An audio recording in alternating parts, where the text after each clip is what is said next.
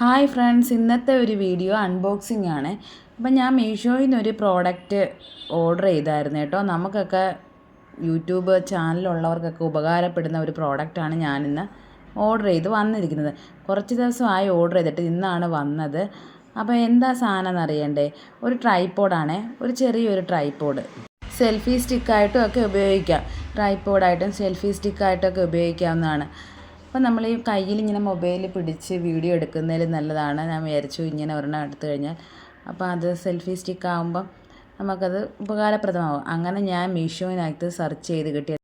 അപ്പോൾ സെർച്ച് ചെയ്തപ്പോൾ നല്ല റിവ്യൂ ഒക്കെ ഉണ്ടായിരുന്നു. അപ്പോൾ കൊള്ളാമെന്ന് തോന്നി. അപ്പോൾ നിങ്ങളും ഒന്ന് കണ്ടു നോക്കൂ കൂട്ടുകാരെ. ഇതിൻ്റെ വില 181 എങ്ങാണ്ടായിരുന്നു. മീഷോയിൽ എനിക്കിത് ഓഫർ കിട്ടി കേട്ടോ. 33 രൂപ ഡിസ്കൗണ്ട് ചെയ്തിട്ട് വന്ന് എനിക്ക് ഇതിനകത്ത് ടോട്ടൽ ഇപ്പം പൈസ ആയിരിക്കുന്നത് 154 രൂപയേ ആയിട്ടുള്ളൂ.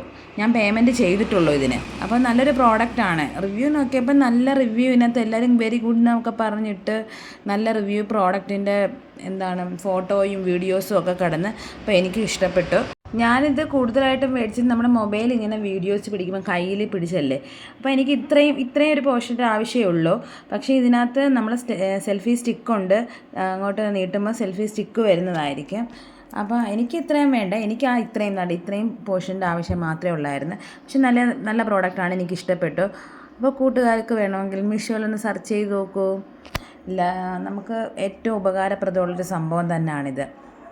അപ്പം ഫോൺ തിരിച്ച് വെക്കാം, വെർട്ടിക്കലായിട്ട് വെക്കാം, പിന്നെ ഹൊറിസോണ്ടലിയും വെക്കാം. നല്ല എളുപ്പത്തിൽ ഇതൊക്കെ യൂസ് ചെയ്യാൻ പറ്റുന്നുണ്ട്.